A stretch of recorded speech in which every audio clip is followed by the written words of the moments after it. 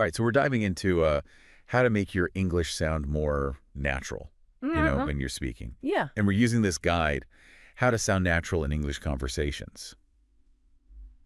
I'm kind of geeking out on this already. It's a good one. Yeah, like I never thought about filler words being a good thing. Right. I always thought they were bad. Yeah, they can be bad if you use too many, Right. but you need some, you know what I mean, to sound natural. Yeah, that's true. Like, I guess I've been focusing so much on like getting all the grammar perfect Mm-hmm. and, you know, sounding like a very proper English speaker. Sure. But I guess that's not really how people talk. Yeah, you don't want to sound like a robot, right? Right. You want to sound like a person. Yeah, and people use like ums and likes Exactly. all the time. Yeah, you don't want to overdo it, Right. but you got to have them in there a little bit. So it's like finding that sweet spot. Yeah. Not too much, not too little. Just like anything else, right? Yeah, I guess so. Okay, so like, how do we know, like, how many is too many or like how many is too few? Well, you can always listen to other people Okay. and see how often they use them. Okay. But it also depends on the situation, right? Sure. Like if you're giving a formal presentation, Oh, right. you probably want to use fewer filler words. Yeah. But if you're just chatting with friends, Right. it's okay to be a little more relaxed. So like context matters. Exactly. Okay, cool. So we've talked about filler words like and like. Uh-huh. I'm seeing here in the guide, there's also a section about greetings, Oh, yeah. which I'd ever thought about. Greetings are important. Yeah. They set the tone for the whole conversation. So it's like the first impression. Yeah, So exactly. instead of saying like a really formal hello, Mm-hmm. we can say something more casual. Right, like, hey, or Yeah. what's up? What's up? You know, something like that. Yeah. Or how are you doing? Yeah. Yeah. And even responding to that, like, I'm doing well, Mhm. can sound, Yeah, a little stiff. yeah, a little stiff. Yeah, you could say I'm good or I'm great. They're even, I'm fantastic. Yeah, be enthusiastic. Show Yeah. that you're happy to be there. I like that. And I think that it does give off a different vibe.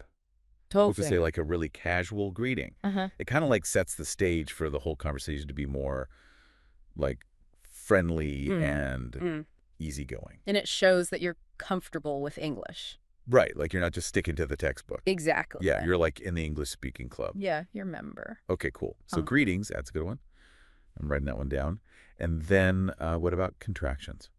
Oh, contractions are huge. Really? Yeah, they're Wow. essential for sounding natural. I used to be so scared of contractions. Really? I know. Why? I don't know. I think I was just like so afraid of like getting them wrong Mm-hmm. that I would just like avoid them altogether. Oh, I see. But then I realized that like everyone uses them Right. like all the time. All the time. So I was like, I got to get over this fear. You got to just go for it. Yeah. And once I started using them, it was like my English just like flowed so much better. Yeah. It's like you were all bound up before, Yeah. Yeah. and then you finally like loosened up. Exactly. Yeah. It was like night and day. Yeah. Contractions are like the oil that keeps the engine running smoothly. Okay. I like that analogy. Yeah.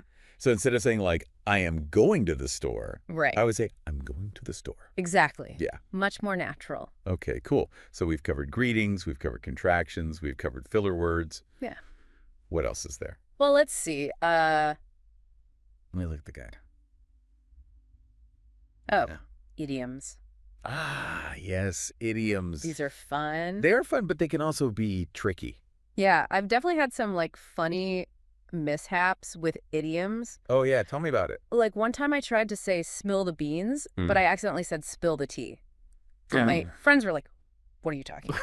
Yeah, that's a good one. So I was like, oh, right. Spill the beans. Yeah, you got to be careful with idioms. Yeah, you can't just like translate them literally. Yeah. You have to know like the meaning behind them. Exactly. And you have to know when it's appropriate to use them. Right. Like you wouldn't use a really informal idiom in a formal situation. Yeah, that would be awkward. Yeah. So it's like anything else in language. Uh-huh. Like you have to be aware of the context. Exactly. Context is key. Okay. So idioms check.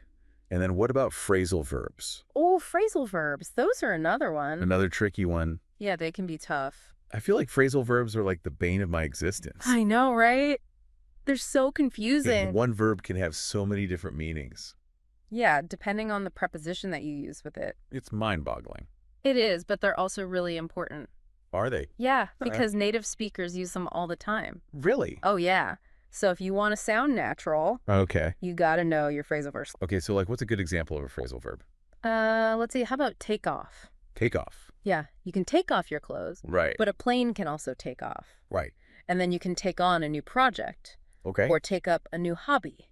Wow, so many different meanings. I know, it's crazy. So I guess mastering phrasal verbs is kind of like unlocking a secret level of fluency. Yeah, it's like having a cheat code. Okay, I like that. Yeah, So we've got idioms, we've got phrasal verbs. I'm loving this guide so far. it's a good one.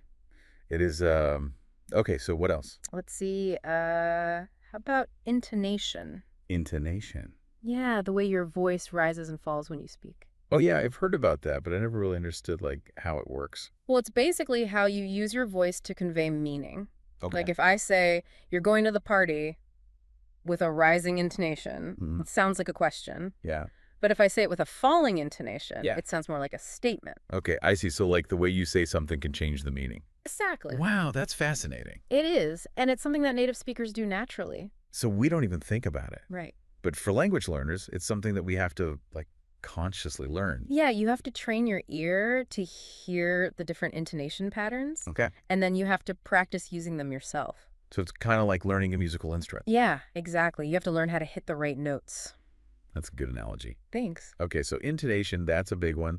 And then what about pausing and breathing? Oh, that's another important one. Really? I never thought about like breathing being important for speaking English. Well, yeah, you need to breathe. Right, of course. But it's not just about breathing, it's about pausing. Pausing. Yeah, when you pause, it gives your listener time to process what you're saying. Okay. And it also gives you time to think about what you're going to say next. So it's like taking a break, Yeah, but it's also like strategic. exactly. Okay. You can use pauses to emphasize certain words or to create a sense of drama. Oh, like a dramatic pause. Yeah, Okay, cool. So pausing and breathing, that's another one to add to the list. definitely. This is great. I feel like we've covered so much already. I know, we're just getting started. And we're only on part 1 of 3. I know, right? This is going to be an epic deep dive. It is buckle up. All right. I'm ready for more. Let's do it. All right. So we're back. And I'm still like processing all the stuff we talked about in the last part. Yeah, there was a lot. Yeah, like I never realized how much goes into sounding natural in English. It's more than just grammar and vocabulary, right? Yeah, it's like all these subtle things that native speakers do without even thinking about it. Exactly. And one of the most important things is listening. Listening. Yeah, active listening. So it's not just like hearing the words. No, it's about really paying attention to how the words are being said. So like the intonation, the pauses, all that stuff. Exactly. You want to tune into the nuances of spoken English. Okay, so how do we do that? Well, one way is to focus on specific aspects of spoken English while you're listening. Okay, so like what do you mean? Like you could pay attention to how native speakers use contractions, Okay. or how they link words together, Mhm. or how they use intonation to convey meaning. Okay, so instead of just trying to understand like the general meaning of what they're saying, Right. I should be paying attention to like the little details. Exactly. The devil is in the details. Okay, I like that. And then what about repeating what we hear? Oh, yeah, that's a great technique. Is it? Yeah, it's called shadowing. Shadowing. Yeah, you basically try to imitate a native speaker as they're talking. So like mimic their pronunciation and their intonation. Exactly. I've heard of that, but I've never actually tried it. You should give it a try. Okay. It's really helpful. Okay, so like how does it work? Well, you just find some audio or video in English, Okay. and then you play it and try to repeat what you hear Okay. as closely as you can. So like word for word. Okay. And that will help me sound more natural. Yeah, it will help you train your mouth to make the sounds of English. Okay. And it will also help you internalize the rhythm and intonation of the language. Okay. I'm going to try that. Cool. I think I can use some of my favorite like YouTubers or something. Yeah, that's a great idea. Cool. So we've got listening. We've got shadowing. What else is there? Well, I think that's a good place to stop for now. Oh, okay. We've covered a lot of ground in this part. We have. And we've still got one more part to go. I know. I'm Oh. excited to see what else we'll learn. Me too. Okay, so we're back for the final part of this deep dive into sounding more natural in English conversations. Yeah, we've covered a lot of ground already, haven't we? We have. It's been a lot of fun. Yeah, I've enjoyed it. Me too. Hmm. So is there anything else we need to cover? Well, there's one more thing I think is really important. Okay, what's that? Confidence. Confidence. Yeah. You know, believing in yourself and your ability to speak English. Yeah, that makes sense. Sure. I mean, I know for me, like sometimes I get so caught up in like trying to be perfect Uh-huh. that I forget to just relax and enjoy the conversation. Right, and that's when you start to sound unnatural. Yeah, like I'm so worried about making a mistake Mm-hmm. that I end up sounding like a robot. Yeah, I get it. I used to be the same way. You did? Oh, yeah. I was so afraid of making mistakes that I would hardly speak at all. Wow. So how did you overcome that?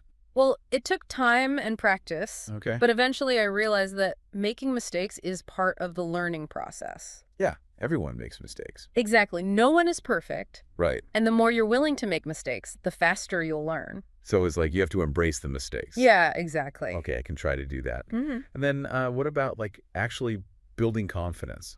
Well, one thing that helped me was focusing on my progress Okay. instead of my mistakes. So like celebrating the small victories. Exactly. Okay, like that. I think I can do that. And then what about like actually speaking English with people? Well, the best way to build confidence is to just do it. Yeah, I guess there's no way around that. Nope. You got to get out there and practice. Right. And not be afraid to make mistakes. Exactly. Okay, I think I'm ready to take on the world. You got this. Think so. Uh, I think we've covered everything we need to cover in this deep dive. Yeah, I think so. Any final thoughts? Just remember to have fun with it. Yeah, English is a beautiful language. It is, and it's meant to be enjoyed. Exactly. So go out there and use it with confidence. And don't forget to listen to more deep dives. Yeah, we've got tons of great episodes on all sorts of topics. So stay tuned. Thanks for joining us.